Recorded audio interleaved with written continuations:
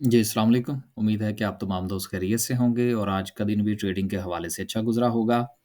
माशाल्लाह से मार्केट जो है अभी वो दिन दुगनी और रात चुगनी तरक्की कर रही है और आज भी मार्केट ने 1150 पॉइंट्स का इज़ाफ़ा हुआ।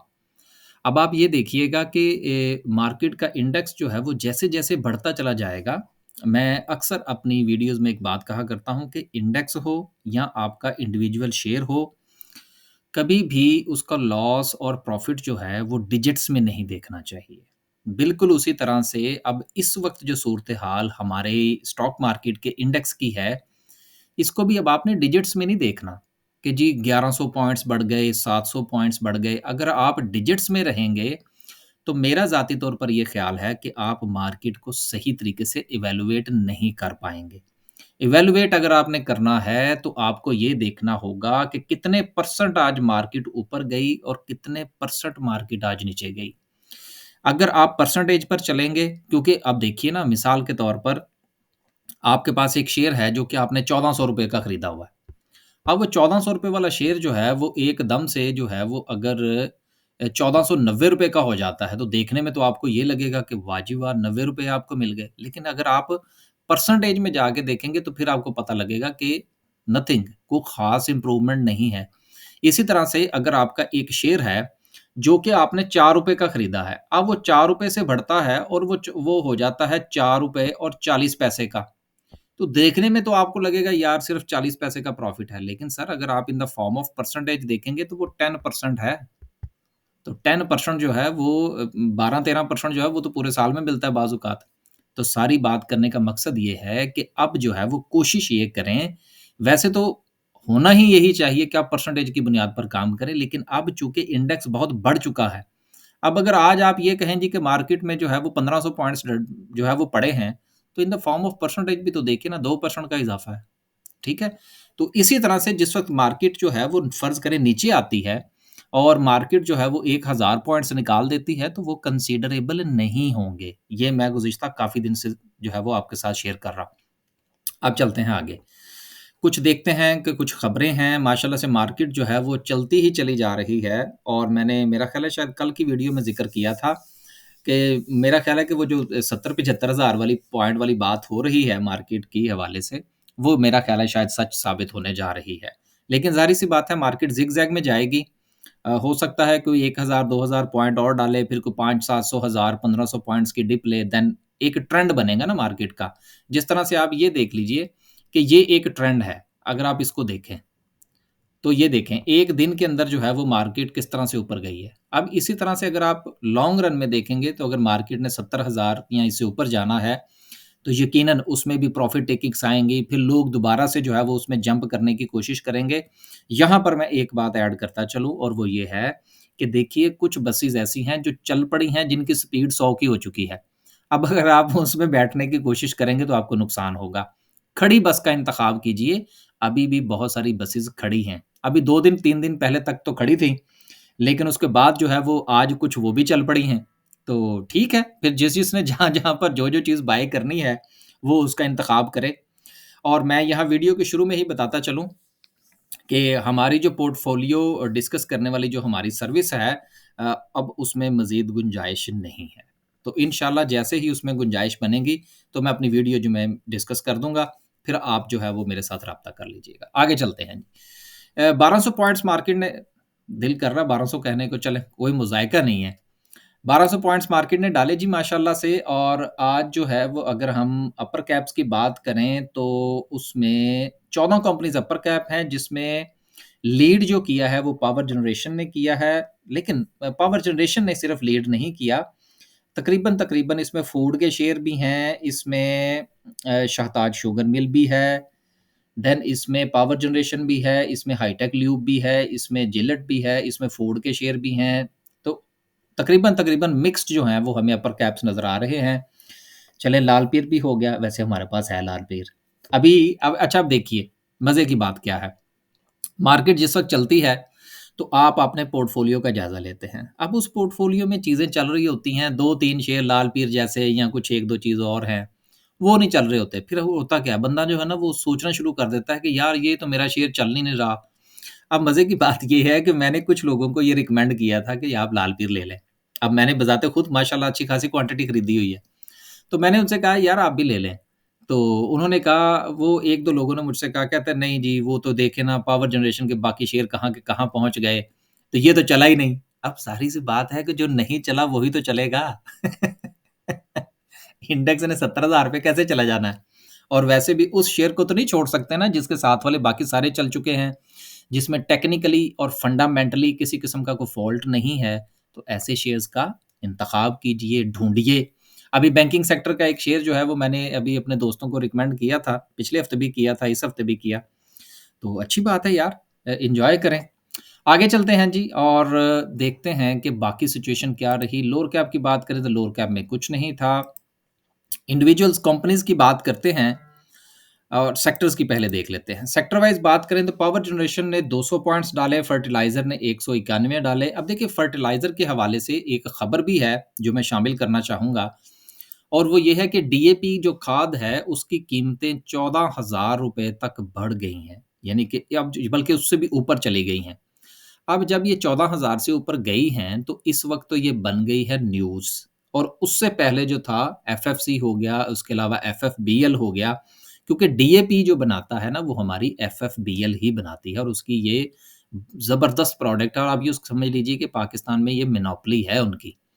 बहुत बड़ी बहुत अच्छी कैपेसिटी है और इसके अलावा है भी हमारे फ़ौजी भाइयों का, तो दिन दुगनी और रात चौगुनी तरक्की करनी तो बनती है।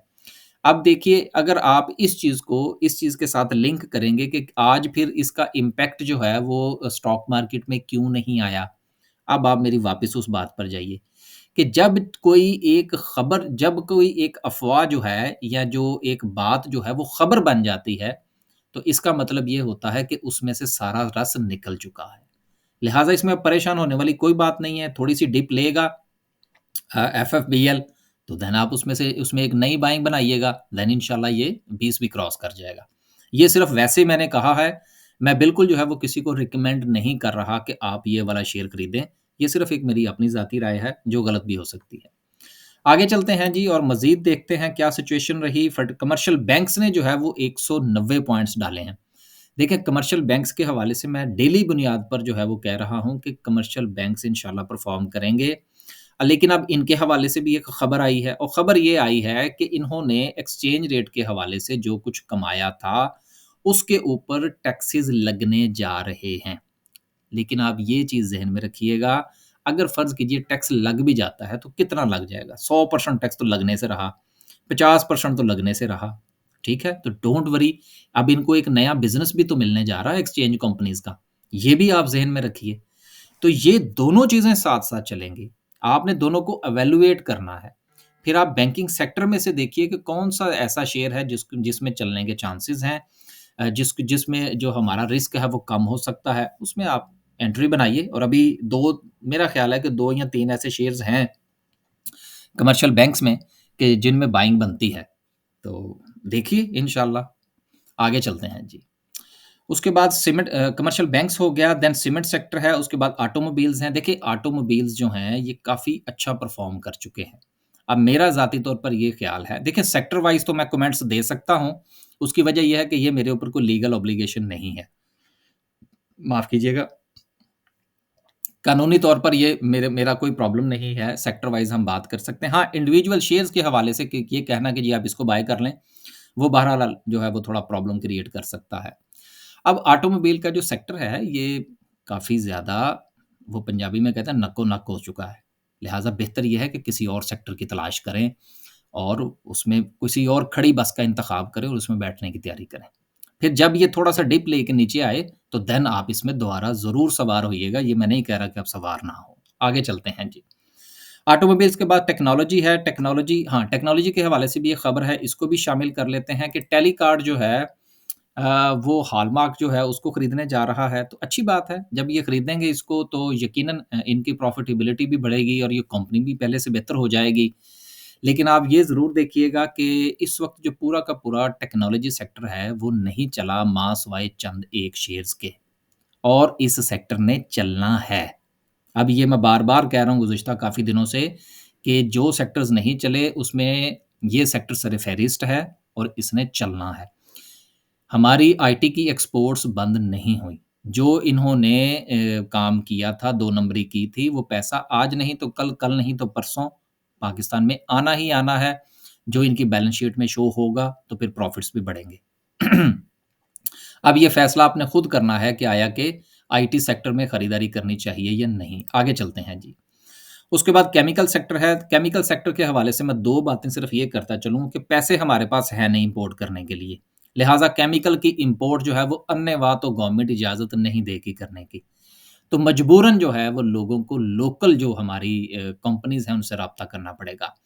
वो लोकल कंपनीज़ के रॉ मटेरियल के लिए गवर्नमेंट थोड़ा-सा जो है वो बड़े लेवल के ऊपर कुछ छूट दे सकती है। जैसा लॉट कैम के हवाले से बात चल रही थी कि उनके यहाँ भी रॉ मटेरियल का प्रॉब्लम है और उनको इम्पोर्ट की इजाज़त नहीं मिल रही। लेकिन मसला इस चीज़ का है कि इंडिविजुअल्स को मौका देने के लिए कि जी आप इम्पोर्ट कर लें, उससे बेहतर ये है कि इंस्टीट्यूशनल यानी कि कंपनीज़ की सतह पर कहा जाए, आप रॉ मटेरियल मँगवाइए और यहाँ पे केमिकल बनाइए। ये ज़्यादा फ़ीज़िबल लगता है। लिहाज़ा इस वक़्त जो काले बादल छाए हैं केमिकल सेक्टर के ऊपर, मेरा ख़्याल है कि ये इंशाल्लाह बेहतर हो जाएगा। उसके बाद फूड है।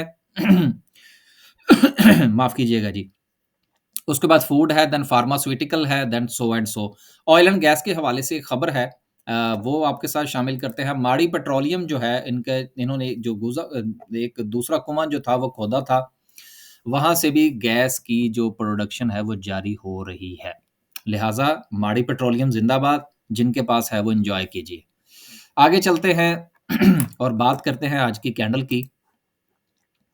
गला काफ़ी ख़राब है जी, माज़रत के साथ। और वापस चलते हैं जी टेक्निकल्स के ऊपर और चार्ट की बात करते हैं। चार्ट क्या कहता है?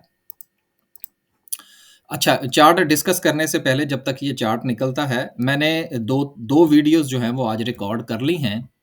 एक जो थी उसमें मैंने कंपैरिज़न करने की कोशिश की है कि स्टॉक मार्केट और प्रॉपर्टी दोनों में से ज़्यादा खतरनाक क्या है और किसमें किसके कितने फ़ायदे और किसके नुकसानात हैं। वो इंशाल्लाह आज शाम को या कल सुबह ये एक वीडियो ये वाली है और दूसरी वीडियो मैंने बनाई है कि अगर आप स्टॉक मार्केट से डरते हैं कि आप स्टॉक मार्केट में सारा पैसा जो है वो इन्वेस्ट नहीं करना चाहते और आपको डर लगता है कि यार ये बहुत ज़्यादा ऊपर-नीचे होती है, तो मेरा तो जो अपना कैपिटल है कहीं वही जो है वो 1 करोड़ का 80 लाख ना रह जाए या 70 लाख ना रह जाए। तो उसकी एक सेफ स्ट्रैटेजी क्या हो सकती है जिसमें थोड़ा-सा टाइम तो ज़्यादा लगेगा, लेकिन सेफ स्ट्रैटेजी जिसमें आपका अपना कैपिटल जो है उसको किस तरह से महफूज़ रखा जा सकता है, इस पर भी मैंने थोड़ी-सी बात करने की कोशिश की है।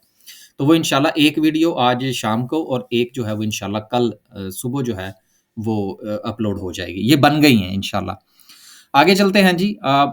देखें मार्केट का लेवल अभी फ़िलहाल जो 70,000 की बात हो रही है, उसी पे ही जो है वो गुज़ारा कीजिए आप।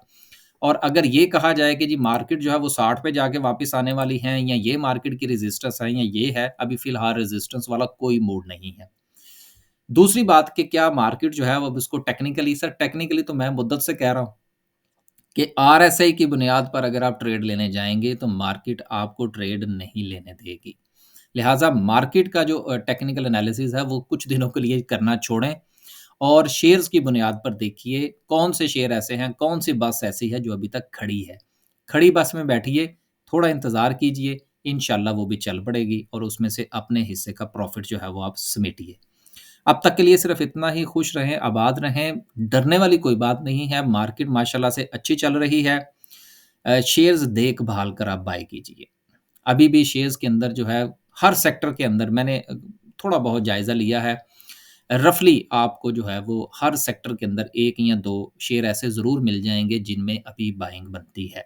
उसके ऊपर नज़र दौड़ाइए और प्रॉफ़िट टेकिंग जो है वो साथ-साथ आप ज़रूर करते रहिए। जिस तरह से कि मैंने पिछले दिनों गुज़ारिश की थी कि मैं पिछला पूरा हफ़्ता छुट्टी से मुराद ये था कि प्रॉफ़िट टेकिंग के चक्कर में ही रहा, कि जहाँ-जहाँ पर जो हमने शेयर्स बाय कर रखे थे, जिनके प्रॉफ़िट्स हम समझते हैं कि बहुत अच्छे हो चुके हैं, उनमें से 25% पी 50%, 60%, 40% जितना आपका दिल करता है वो प्रॉफ़िट टेकिंग कीजिए। और जो शेयर्स अभी खड़े हैं, जिस तरह लाल पीर जैसे शेयर्स हैं, हमने तो खरीद लिए हैं। अब जब वो चल गए हैं, अब आप लोग खरीदिएगा। तो जब आप खरीदेंगे तो हम बेचेंगे। बस ये स्ट्रैटेजी होनी चाहिए आपकी। कोशिश ये करें देखें, मैं आखिर में जो है वो बात हमारी गपशप जो है वो ज़रा लंबी हो जाती है।